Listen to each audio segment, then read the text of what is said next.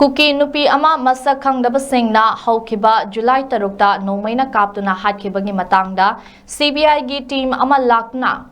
Kwakaitel Thongnawjam Laikai gi miyoi singda tatana wahang pahong tawbagi thabak athuba matamda lepkadabani haina Kwakaitel Thongnawjam Makha Laikai Maira Paibi Lupki President Thongam Kombireina Phongdokre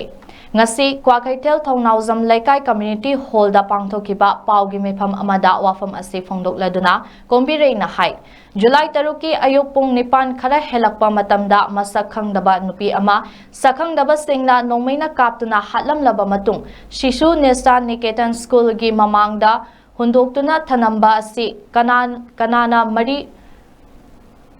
kanana kari maram ki hatlibano haiba laikai asida lairiba miyoi kanamatana uhoba khanghoba leite kanana kari maram ki hatlamlibano khangdaba laikai asigi miyamda CBI na wahang pahong chatharakliba asi athuba matamda lepkadabani leikidaba nupi adugi langla langjin thizin badi fai mihat asigi matangda khangho uhoba miyoi singda wahang pahong tawbadi pamde Loinana chahi nauriba mahairoi ani Anthony amadi Avinash ki matangdasu asumna thigatpiba pami thigatpa tarabadi nakal amatagi oina thigatpiganu nakal anigi oiba mawongda thigatpiyu hainasu Kombireina phongdokhe CBI ni khara laga ajel ko de thigatpina phokapina dubada ka da mayama ngi na phokapina tabile hamile thigatpibe gi damatadi aina mayam thagatjani adu chigi matang di chumana thigatpiri indhoini ade Avinash ani gi leihidaba matang du angang ani di haujo di mphang khangdi bani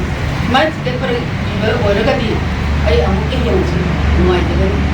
de lona chuma mayama ma tawribe leiba puna maksigi matang de koi ke tang ru ni leite irang kalam matang di koi ke lau de